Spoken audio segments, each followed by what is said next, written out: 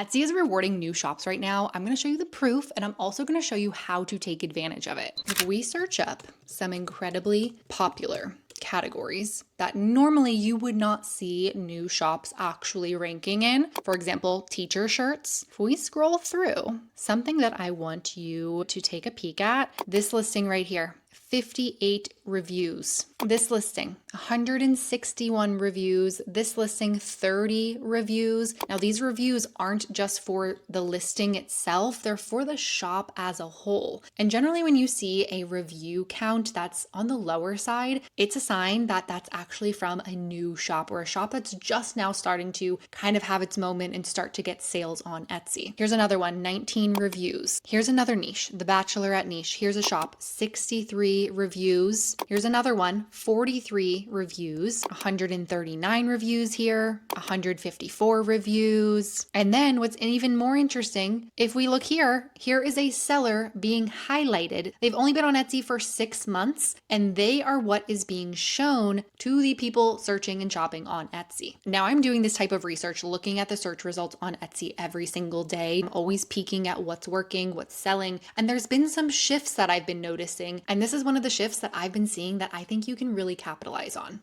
Now, before you can take advantage of this, you have to understand how the algorithm works, because this isn't magic. Etsy is showing new shops and new listings, getting them on the first page of search results, but they're not going to stay there unless they tap into these few core things. Now, this is going to be for illustrative purposes. This is not going to be an exact science, but I think that the overall picture will help get a good understanding of how the Etsy algorithm works, how really any algorithm works. So let's think about it like this. We're gonna say, first we have level 1. Level 1 is where you create a listing. You create that listing to the best of your ability. You are using keywords that you know people are searching for. You've created a product that matches the demand, the things that people are typing into the Etsy search bar. At least I hope so. I hope that's what you're doing. But let's say that you've done that. When you create that listing, Etsy is going to introduce that listing to what we're calling level 1. And during level 1, your listing is now going to be shown to a small sample of people. Now, this small little sampling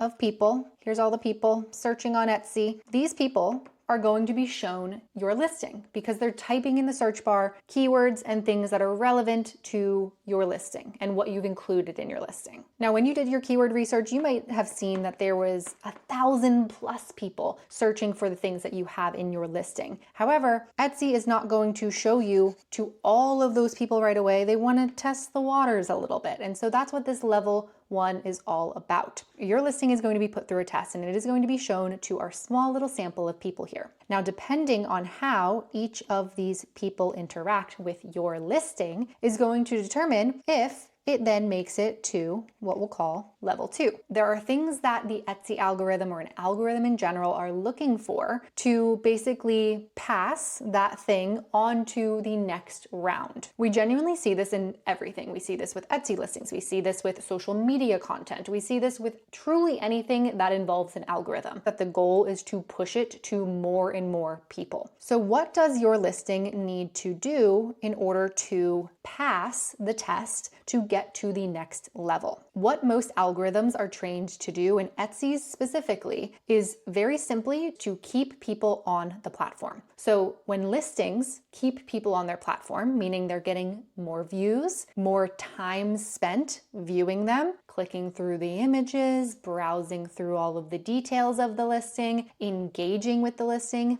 favoriting it, adding it to the cart, and of course, ultimately purchasing a listing. All of these are different things that the algorithm is looking at, and they're the metrics that need to meet a certain threshold in order for it to pass this first level and make it to the second level. Now, like I said, this is just for illustrative purposes, and these thresholds and exactly what needs to happen behind the scenes are things that are unbeknownst to us. It is the secret of the algorithm, but that's essentially what algorithms do. And when you understand how they work and what's happening, it can give you a lot more answers as to why your listing might feel like it's flopping, why your shop might not feel like it's growing. And I'm hoping this is going to help you with that. So let's continue on. So we're going to say that your listing, When it was shown to this group of people, this person did what the algorithm wanted them to do. Clicked it, viewed it, maybe browsed around the images a little bit. Then this person also did what the algorithm wanted to see a customer do. Same thing with this one, maybe this one didn't, and then maybe this one did. And so majority of the people that this listing was shown to had a positive interaction with it that passed the mystery criteria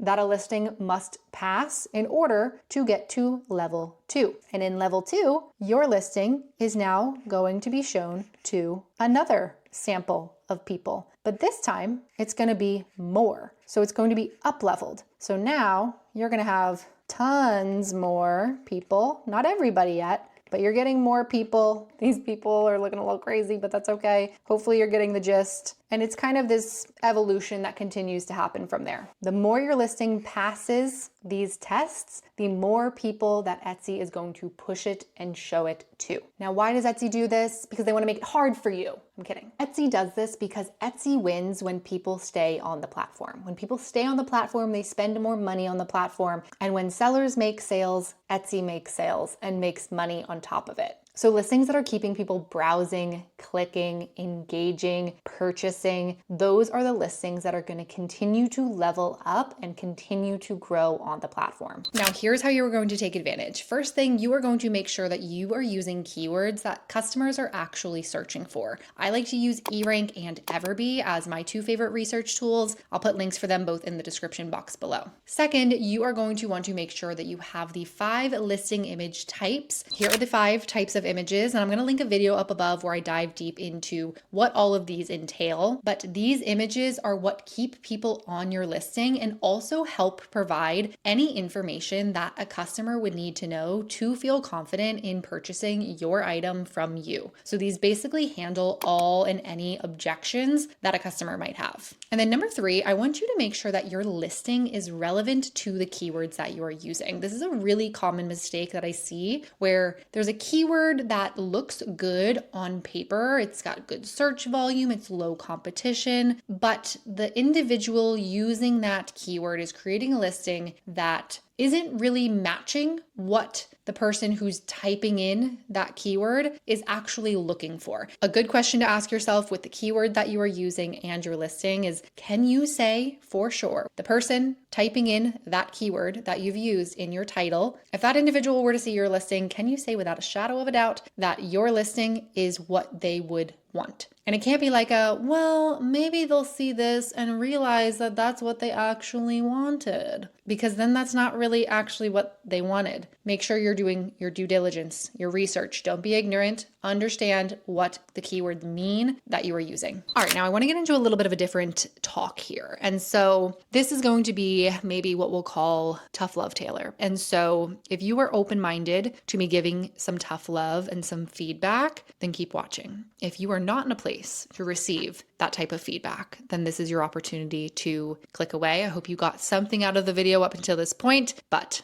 if you are still here, let's get right to it. Now that we understand how the algorithm works, some things that we can do to take advantage of this new push where newer listings, newer shops are really getting their moment on the first page of search results, I want to talk about the listing that you have that got 3 views and then had nothing else happen with it. And you might have a handful of these listings. If you've had a listing like that, let me know in the comments down below, but I find it to be very, very common when you have these listings. And really, if we give it a ballpark number, if we say your listings that have less than 10 views that never saw any traction after that. They got those views, didn't seem to progress past that, and then just ended up expiring, never doing anything. It is very safe to assume that those listings didn't pass level 1 of what's happening here in the algorithm. Meaning your listing showed up to a handful, a sample of customers, but those customers didn't interact the way that Etsy's algorithm needs to see customers interact with a listing in order to pass it forward, pass it on to level 2. And so the tough love is that it's not Etsy's algorithm saying that they hate you. It's not Etsy's algorithm punishing you, shadow banning you. The algorithm is out to get you. It's none of that. It's your listing, babe.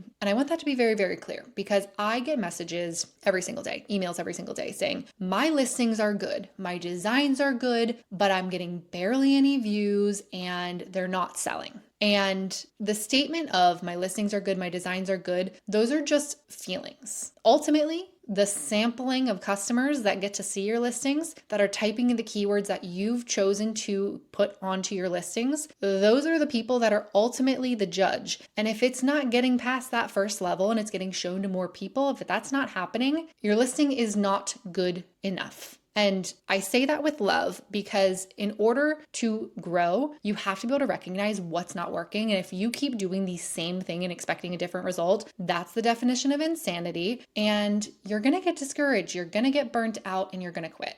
And I don't want that for you. So here's what you're going to do to diagnose what is happening with your listing. Your listings that are at this standstill, that have less than 10 views and aren't getting past that. First question I want you to answer very honestly with yourself is your listing relevant to the keywords that you are using? To every keyword that you are using in your title, is your listing a match to that keyword? Can you say with certainty? If yes, then it's going to come down to generally two specific things. First is your design. We'll also add in here your mockup. So design and or slash mockup. If your listing is not getting engagement, something with the presentation, the visual of what somebody is seeing in the search results is not matching what they were anticipating or what they were looking for when they were typing in those keywords in the search results. So that's the first thing that we want to take a deeper look at. The second thing is going to be your listing images. Like I mentioned earlier, the 5 listing image types that you want to make sure that you have in your listing. You need to answer all of the customers' potential objections and questions that they might have. When you do that, you answer all the questions and objections that somebody might have, you create trust, and a great design, a great product, and images that create trust, create sales. So the tough love, it doesn't matter what we feel, it matters what the people searching feel. And Etsy is telling you how those customers feel through the results in your shop, or potentially the lack thereof. The sooner that you realize that it's not Etsy and that it might be you, might be your listings, the sooner you can actually grow. Now, every topic in this video, I have in-depth videos on my channel about each and every single one of them. I'm going to link in the description box a playlist that has all of my best print-on-demand videos on my channel that you can go through, and it will dive deeper into every single one of these topics. And then for those of you who are watching who might want a shortcut, you want to have everything laid out for you in the most precise order and an exact blueprint to follow, I'm going to add another link in the description to my full course Plan, Scale, Profit. It is the complete guide to go from 0 to 10K plus sales selling print-on-demand products on Etsy. Because you made it to the end of this video, I'm also going to give you a coupon code. If you use the code SALES100, you will get $100 off lifetime access to the course. One of my students, Mika, she started the program and got her first sale within her first 2 weeks, and just recently actually got her first 100 sales. So she's been steady growing, steady getting sales, and really leaning into the fact that Etsy is really rewarding new shops right now. So if you want to check that out, the link for it will be in the description box below. If you found this video helpful, be sure to give it a like, boop the subscribe button if you haven't done so already. And if you have any questions, let me know in the comments down below. I'd love to know your thoughts. I hope that you are having a wonderful morning, afternoon, evening, wherever you are in the world, and I will see you in the next one. Bye.